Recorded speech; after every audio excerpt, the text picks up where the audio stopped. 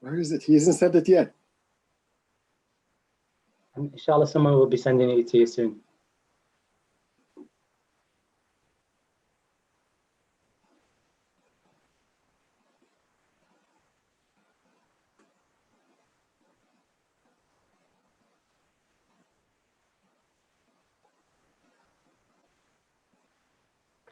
Okay.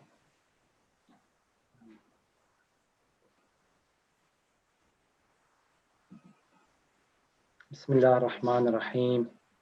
والصلاة والسلام على أشرف الأنبياء والمرسلين أبي القاسم محمد وعلى آل بيته الطيبين الطاهرين.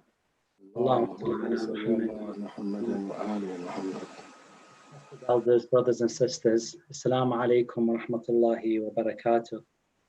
IUS is very proud to welcome you all to the first in a series of 4 episodes on the topic of racism. Now, racism is a very hot topic right now and has been in the spotlight for quite a bit of time, especially since the recent events in the US and other parts of the world. It's a topic that we as Muslims and human beings need to be aware of and actively challenge, regardless who or where the victims are. This is a duty as part of our Amr bil Ma'ruf and Nahi Anil Munkar. Our beautiful religion has always taught us to stand against racism, discrimination, inequality, and that we are all equal in this world. Our holy Imam, Amir al-Mu'mineen alayhi salatu wasalam, has famously said that a person is either your brother or sister in faith or your equal in humanity. And the Prophet sallallahu alayhi wasallam spent a lot of his time and effort trying to teach equality and to fight for it and to practically abolish racism too. Now, unfortunately, with that being said, and alongside what is happening throughout the globe, we have racism within our own communities too. And it's important for us to be able to identify it and challenge it fiercely. The Holy Quran tells us that we have been brought into different tribes and nations so that we may know one another, لِتَعَارَفُوا. So inshallah, this vital topic will be covered in depth over the next 4 weeks, and we can come out of this with more open minds and more open hearts, inshallah. Now, before introducing the series and the speaker today, I would like to make you all aware of a last-minute change to our programs. Unfortunately, due to some recent unforeseen circumstances, which we were only told about earlier today, Sheikh Nuru sends his apologies as he couldn't attend today's program, and of course, so do we at IUS. Alhamdulillah, by the grace of God and the generosity of the Sheikh Ahmed Haneef has extended his hand to help us out and cover both the topic today and his own topic next week. So of course, we are extremely grateful for the Sheikh stepping in like that and continuing the structure of the program. We're all looking forward, inshallah, we were all looking forward to learning from Sheikh Nuru, but inshallah, this will be soon in a different program. So just a quick overview of the series that we have. It's split into 4 comprehensive and different segments that inshallah will all complement each other and provide us with a holistic view on racism from a range of different angles. So tonight's topic is, what is racism? How can we identify it? As well as looking at the practical methods in combating racism, which will be an extended theme throughout and across the whole series. Next week, we will go back to the history of racism and how it impacts the current political climate in the US and elsewhere in the world too. We'll be touching on subtopics such as colonialism and accusation of racism against leaders. Inshallah, in the 3rd week, we'll be diving into the psychology of racism and its impact on mental health with Sister Barak, which will be an open dialogue type of program, which will then take us very nicely into the final week where we can consolidate all of the knowledge that we would have learned by that time with a religious perspective by Sheikh Ja'far Ladek, where he'll be analyzing racism through the lens of the Holy Quran and the lessons from the Ahlul Bayt. So inshallah, it's a path that will cover the topic as a whole, and we are looking forward to a very thought-provoking 4 weeks. Throughout this program today, if you have any questions that you'd like to put forward, please use the Q&A option on the Zoom app, and you can write them at any time you want, and inshallah, we can read them out in the designated Q&A time, and you can choose to do so anonymously if you would like. Or alternatively, when it comes to the Q&A, you can use your raise your hand option, and I'll be able to allow you to unmute your microphone and ask the questions then as well. So finally, before I hand over to the respected Sheikh, I'll just quickly go over a brief summary of his biography. Sheikh Ahmed Haneef is a Canadian now residing in the UK. And while at university, he was involved in Black Power struggles in the 70s and the anti-racism and apartheid struggles of the 80s. He accepted Islam in 1982 and subsequently left Canada to pursue Islamic studies in the holy city of Qom. His main subject areas of study are Islamic jurisprudence, principles of law, interpretation of the Quran, and Islamic history and philosophy. He has been involved in editing an English translation of the famous book Al-Mizan by Alamat Tabatabai, and has also published multiple articles on Islam. Sheikh Haneef is an international lecturer and has taken part in many meaningful conferences across the globe. And in addition to this, he's also a strong activist and is heavily involved in the affairs of Muslim youth, converts, and oppressed people in North America and Africa. I'm sure you can agree with me that there are very few people who'd be more suited for this, to provide us with a great, powerful insight for this topic and this program, inshallah. So without any further ado, please could you welcome the Sheikh with a very loud salawat ala Muhammad wa ali Muhammad. Assalamu alaikum wa rahmatullahi wa barakatuh. Nice to be of service to you all, and to be speaking about something that I find, as many great African American writers have said, that one of the most pressing issues of our time is the issue of race. So I'd like to begin by the normal ways that we begin. Bismillahir Rahmanir Rahim, Alhamdulillahi Rabbil Alameen, wa salatu wa salam ala rasulihi wa ahl bayti at-tayyibin at-tahirin. Bismillahir Rahmanir Rahim. I'd like to start with mentioning two verses of Quran, which I think are very, very important here to put the context in which I'm speaking. The first one is where Allah subhanahu wa ta'ala says, Bismillahir Rahmanir Rahim, Ya ayyuhan nas, inna khalaqnakum min dhakarin wa untha wa ja'alnakum shu'uban wa qaba'ila lita'arafu, inna akramakum indallah atqakum, inna Allaha alimun khabir. Allah subhanahu wa ta'ala says, O mankind, indeed, we have created you from a male and a female and made you peoples and tribes that you may know each other. Indeed, the most noble of you in the sight of Allah is the most righteous of you. Indeed, Allah is all-knowing and acquainted. And the other ayah is Bismillahir Rahmanir Rahim. Allah subhanahu wa ta'ala says, وَمِنْ آيَاتِهِ خَلْقُ السَّمَاوَاتِ وَالْأَرْضِ وَاخْتِلَافُ أَلْسِنَتِكُمْ وَأَلْوَانِكُمْ إِنَّ فِي ذَلِكَ لَآيَاتٍ لِلْعَالَمِينَ. He says, and of his signs is the creation of the heavens and the earth and the diversity of your languages and your colors. Indeed, in that are signs for those of knowledge. And my understanding of these two verses, I think might go differently to what a lot of other people say, what a lot of other people think.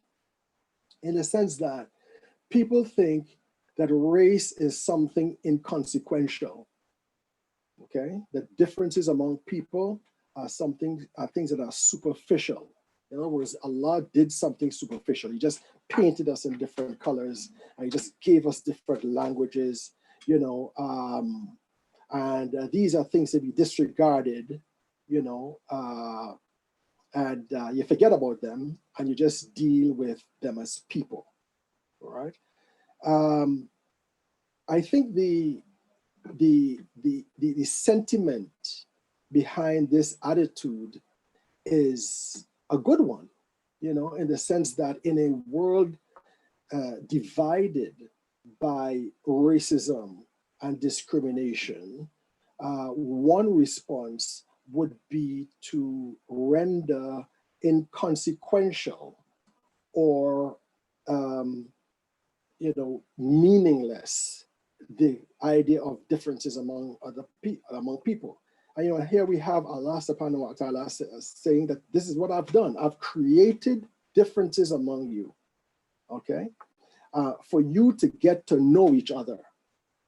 Now, when we look at the second verse that I mentioned,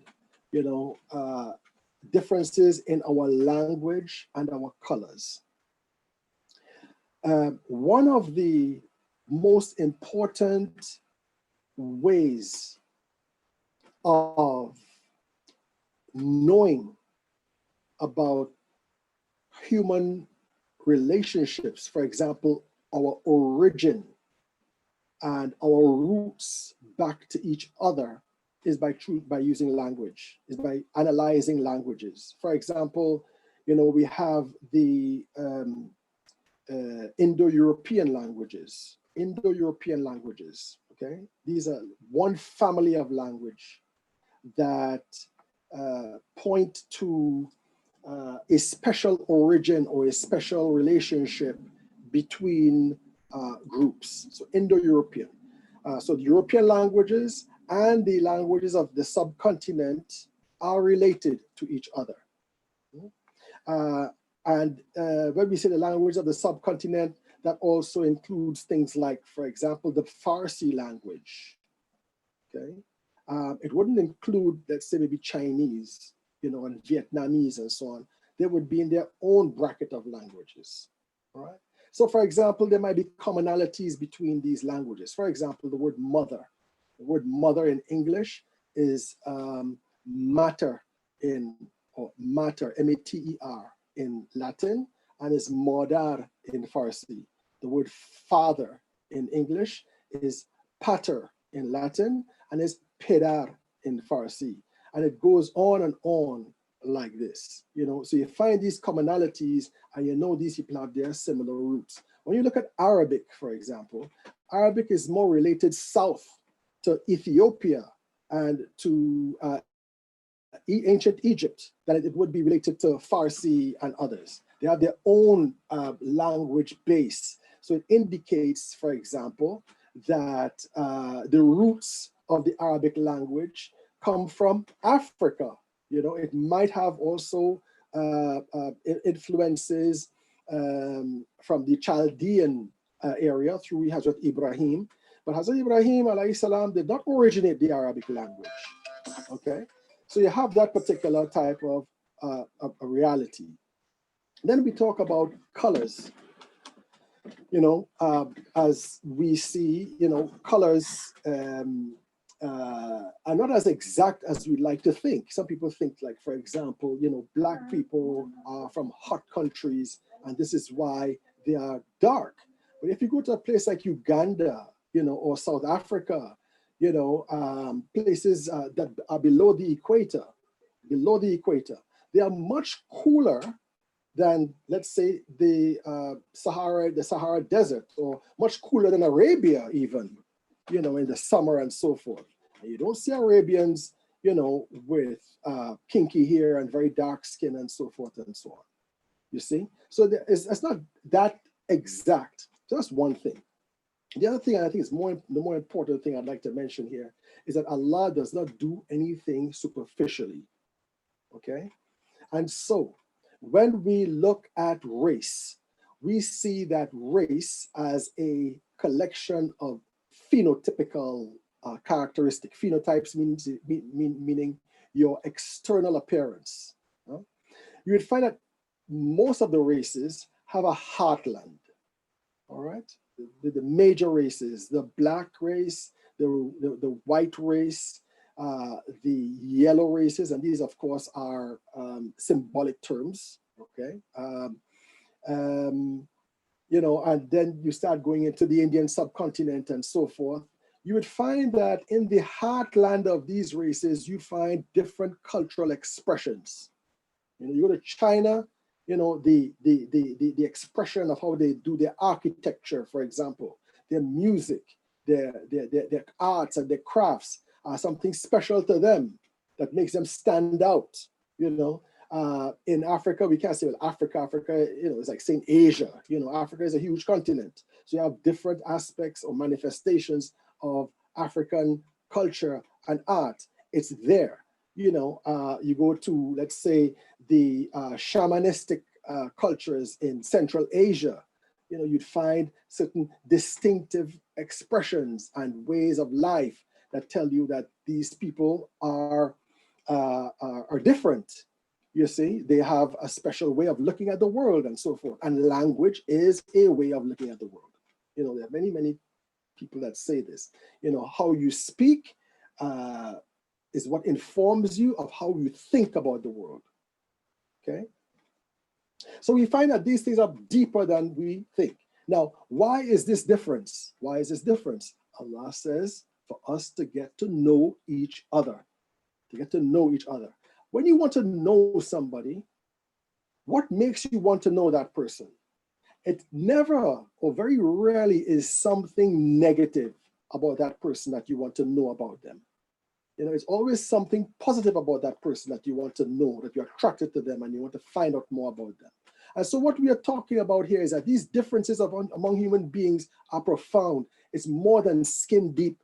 It goes into your soul itself. Yes, we are all human beings, you know, but we are all different human beings. And we fall into these different capacities and these different types of relationships, you know, and despite these relationships, or these phenotypical and, you know, profound differences, despite them, we can come together, we can marry, we could interact. Indeed, for example, you know, we talk in our Islamic history about Hazrat Ibrahim marrying Hazrat Hajar, who is a Black African woman.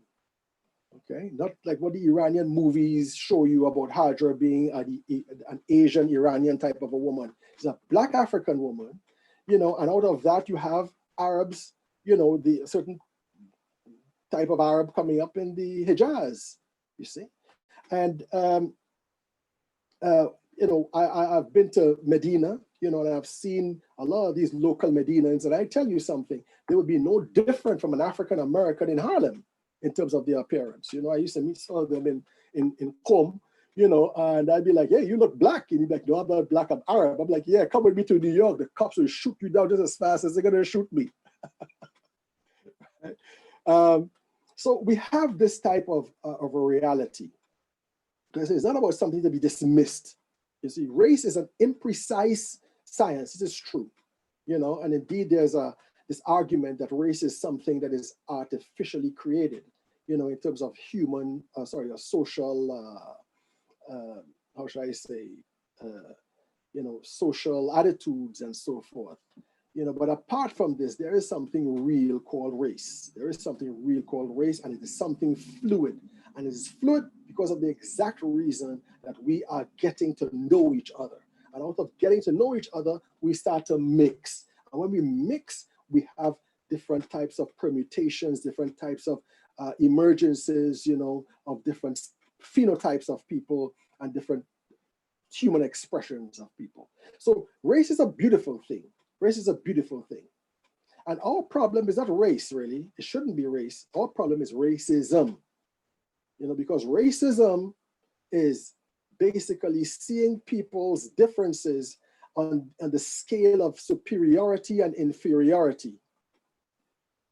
And this is what the Holy Prophet sallallahu alaihi wasallam militated against. And this is what Allah subhanahu wa ta'ala militates against by saying the best among us are the ones who have the most taqwa.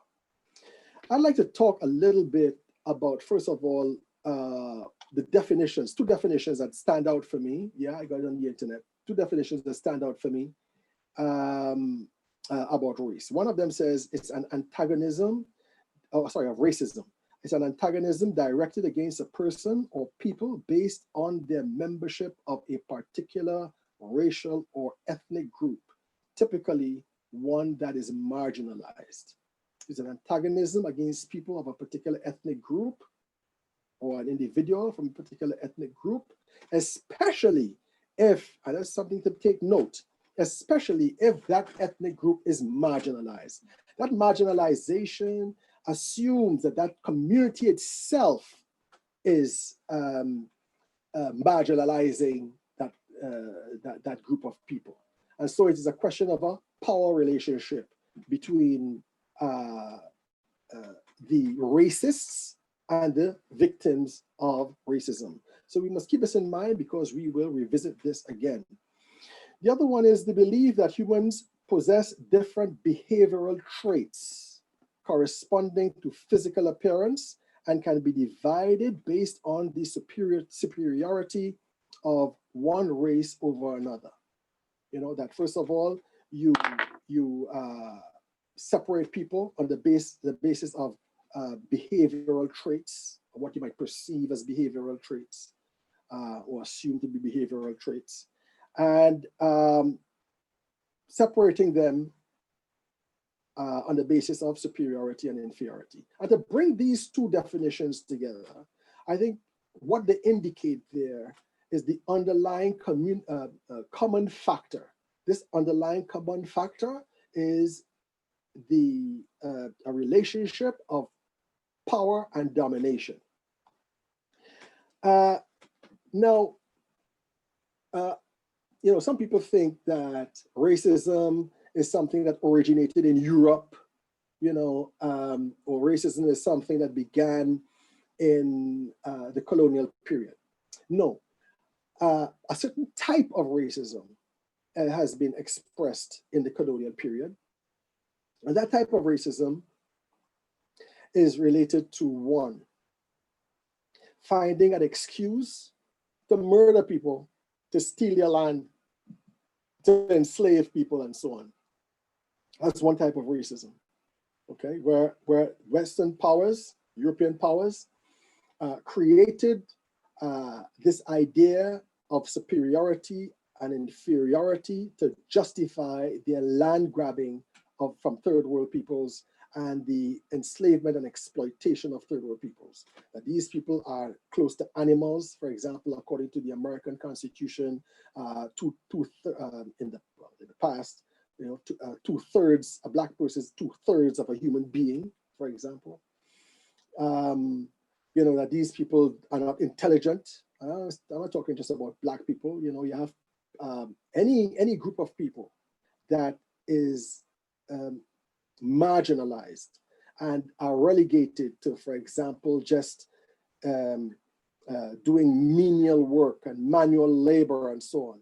Automatically, people after a while start assuming of them that this is what they do. This is the kind of people they are, and that's all they are capable of doing. You know, for example, in my time in Iran, some people would ask me, do you have Afghanis in Canada? I said, yes. They say, do they work as laborers like they do here?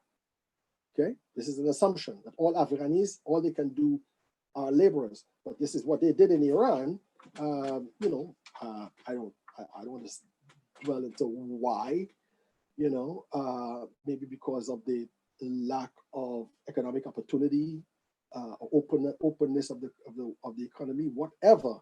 But what happens to people after a while, Iranian people after a while, is that they start seeing Afghans in Iran as people who could only do these types of things.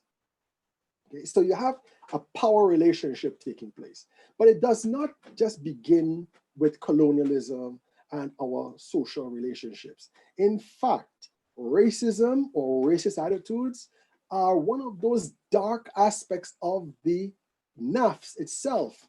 Ever since human beings came into this world, just like, for example, we might have a penchant to murder people, or penchant to lie, or penchant to steal, and so forth and so on, because as you know, this goes back to what we call the nafs, and the nafs basically means trying to secure one's own survival interests at the expense of another. That's what it's all about, okay?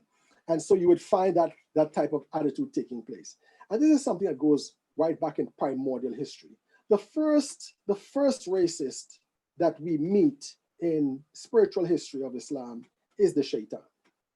You know, if you look at the story of the shaitan, you know, carefully, you see that based upon a hadith, that Iblis was a very prominent person who praised God and worshiped God and was promoted in spirituality until he was brought up to the level of the angels. This is how high his spiritual practice was.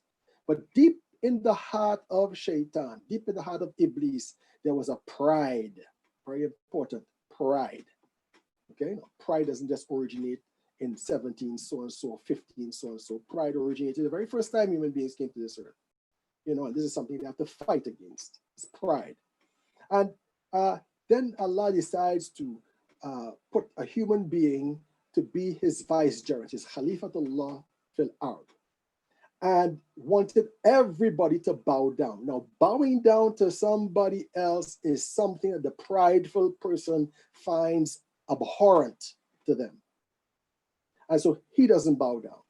Okay, fine. And the reason why they bow down was because Allah taught Adam the names. We know this. Okay.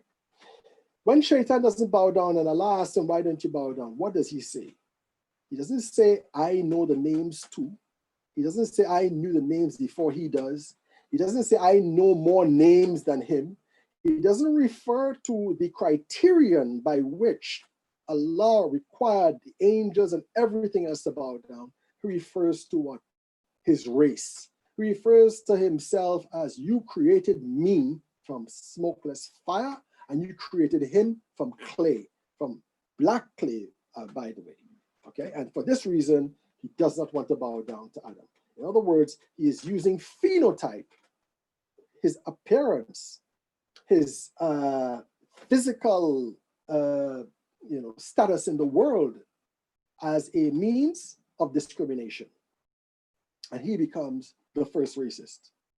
So to be a racist, for example, requires the exact same things that are necessary for us to be worshipers of God.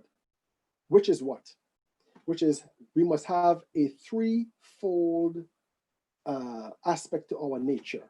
We must be a central being. And this threefold aspect to our nature is, one, we must have a body. Okay? Two, we must have an intellect.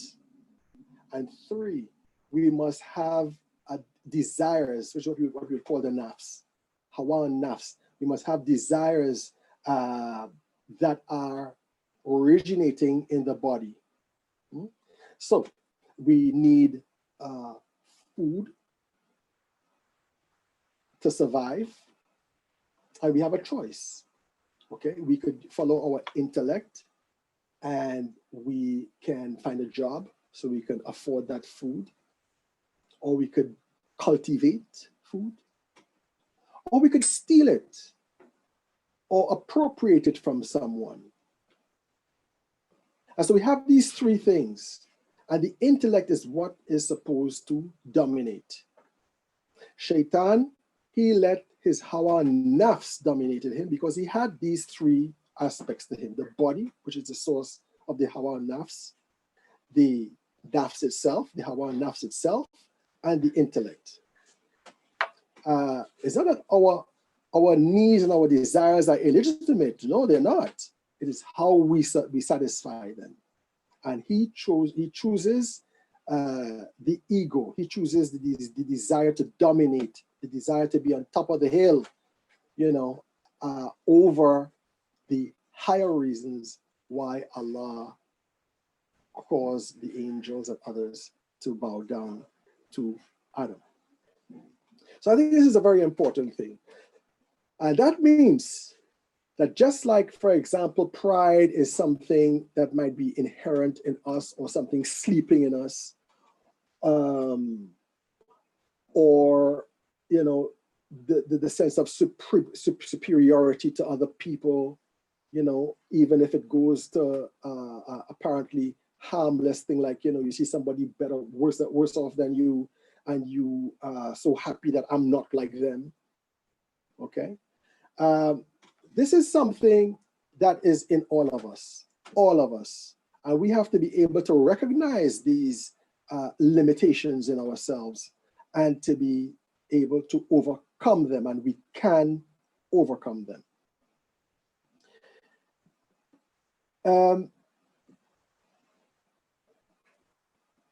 Now, there are many different types of expressions of racism in society. And some of these expressions are personal or individual, and some of them are collective.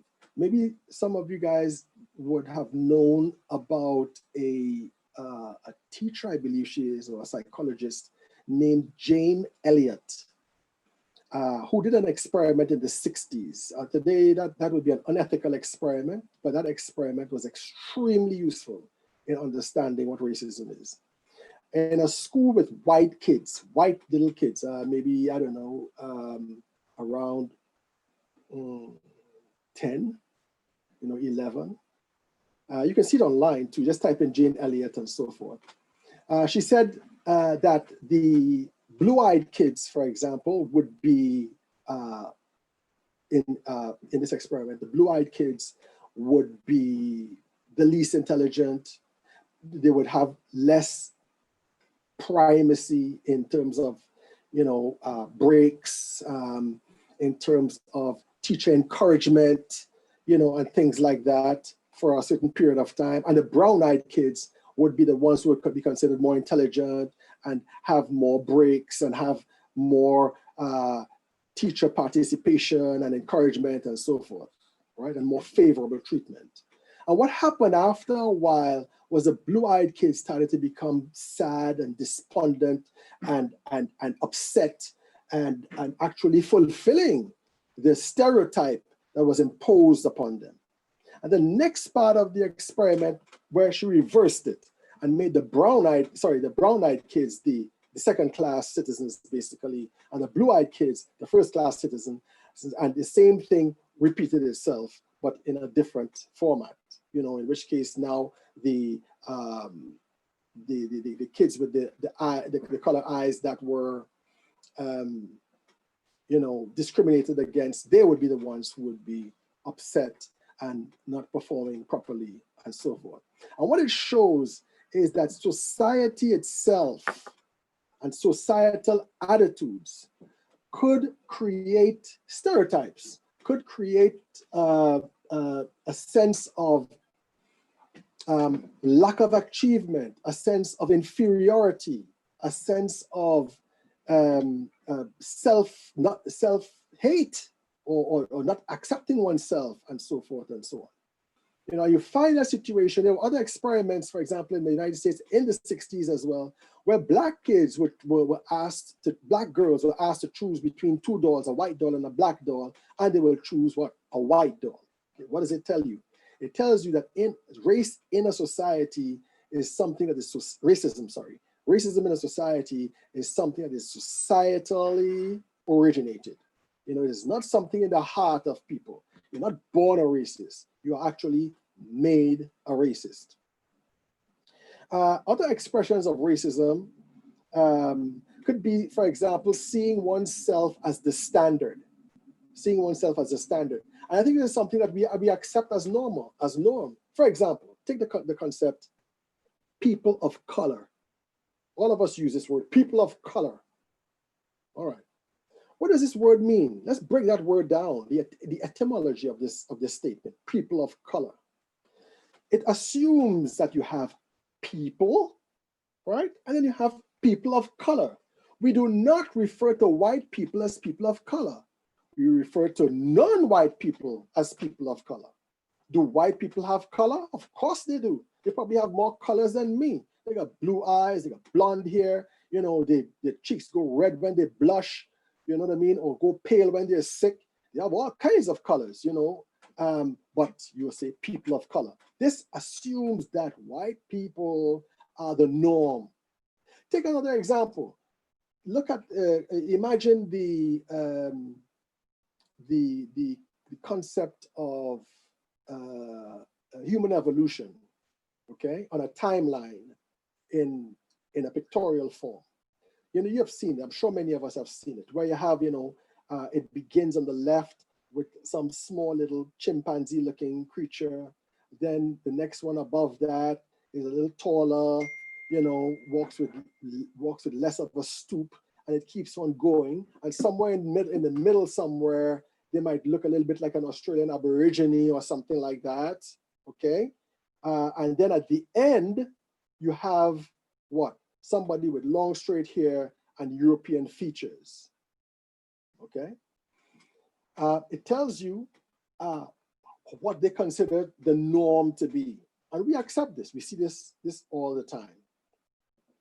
Then we see race as an aesthetic discrimination. You don't think in terms of inferior and superior. You don't think of it in terms of one being the standard of the criteria of judgment. What you see is that, look, people who don't look like me are uglier than me. People who don't look like me are uglier than me. And especially in an environment where beauty is expressed or propagated in one kind of ethnic manifestation, people who do not form part of that ethnic manifestation, these people would not like themselves, would not accept themselves, and would be very much interested in changing themselves. This is why, for example, let's say in the Indo-Pakistani subcontinent, maybe in the Arab countries, also in Iran and so forth, people, what do women do? Darker women use all kinds of horrible concoctions to lighten their skin. Why? Because there's a society that says light skin is beautiful and dark skin is not.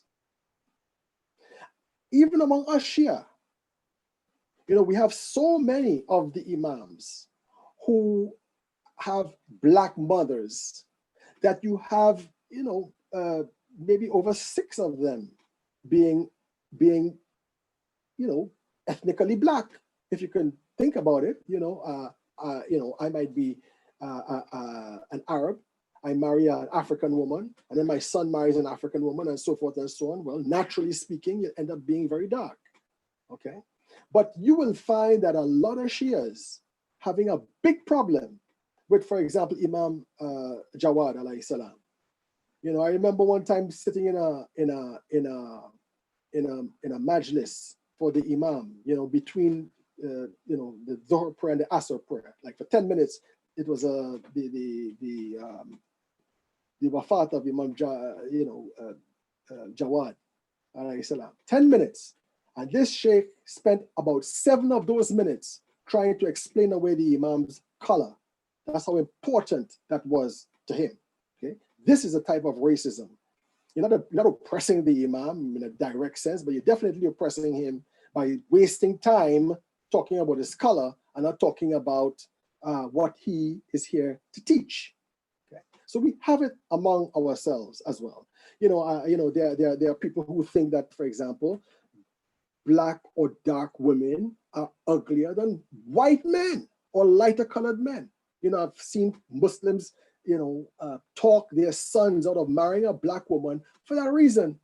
Son, the woman is supposed to be better looking than the man, so you should not marry her because you're better looking than her. This type of stupid ideology that infects our society. Jokes, okay? Racist jokes. This is another way of expressing racism, because a joke is something that could belittle somebody. And usually these jokes are belittling jokes.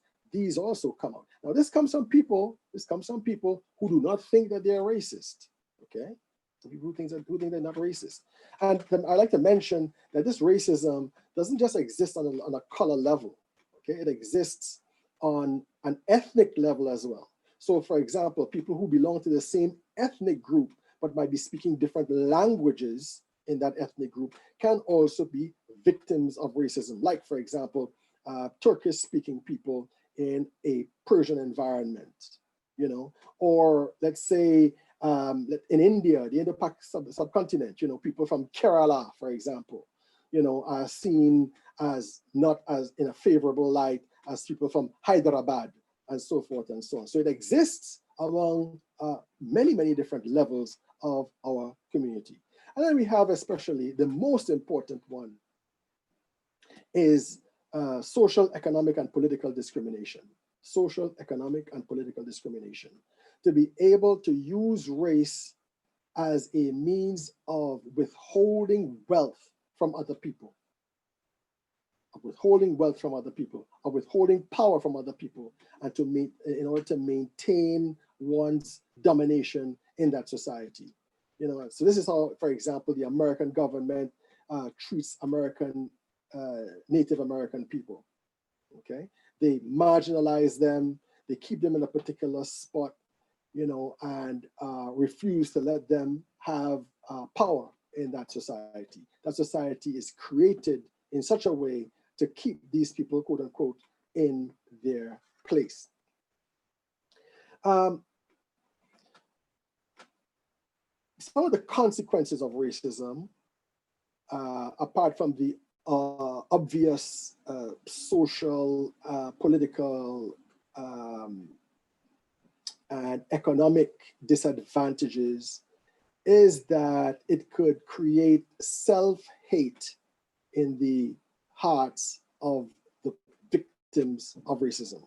And this is one of the things that explains the existence of knife crime in this country between young Black people. Because from in school, they are discriminated against in a very subtle way. It is assumed, for example, that these kids don't have any kind of ambition, that these kids will not make them thrive in an academic setting and so forth. And you would have this phenomenon of streaming kids into vocational types of school, BTech types of studies and so forth, because you already assume, of course, as a stereotype, that that kid would do better in that environment. So racism can have a a benevolent aspect to it. Of course, it's misdirected. A benevolent aspect in the sense that, you know, yeah, you're oppressed. I like to end your oppression. I like to be there for you. So you could go into this BTech program and I'll be there to help you through it and so forth and so on. Because deep down in myself, I know this is the only kind of academic program that you could undergo. And this also explains the contradictions that came along with the end of slavery. You know, in the United States in 1865, in the British colonies in 1835, where Abraham Lincoln himself, you know, even though he freed the slaves, did not see the slaves as equal citizens in the United States. In the British colonies, when they eradicated slavery, you know, they did not see the responsibility of compensation to be extended to African slaves, something to the order of today's value of trillions of pounds were paid to the slave masters as compensation for their loss of business, and nothing given to the African. So when we say the British outlawed slavery, it does not mean the end of racism or even the end of oppression. It means a continuation of this, but it's a kind of a benevolent racism. It's a racism that says, you know, yeah, you're kind of a human being. Like maybe, I don't know if a kind of a human being is like being merciful towards a dog, you know what I mean? Or a sick pigeon on the road. This is how they would look at it. And this is how they would see themselves. And this is why racism has continued today. The reason for racist attitudes, therefore, are basically largely two. One, power, and two, self-validation. You know, recently we saw how the EDL went out there to defend the statues that were being vandalized and so forth and so on. Who is the EDL? The EDL is made up largely of poor, unemployed white people. Okay, but here we have them looking to defend the colonialist past of quote unquote Great Britain. Why is this? Right? Because that gives them self-validation. That makes them feel that they belong to some kind of collective might and power that makes them feel good about themselves. Hey, you know, I might not be an aristocrat, I might not be a rich person in society, but at least I'm better than those blacks or those Indians or those Chinese who my country is dominant over. Racism in the media. You have racism in the media by absence and by presence. You know, by absence in the sense that you don't see, other races, properly depicted in the media. You know, take for example movies. Where Asian people are largely the ones who are working on the computers. All right. You know, or blacks are the ones who are selling dope on the streets, or the criminals on the road, or the basketball players, or sports personalities, and so forth.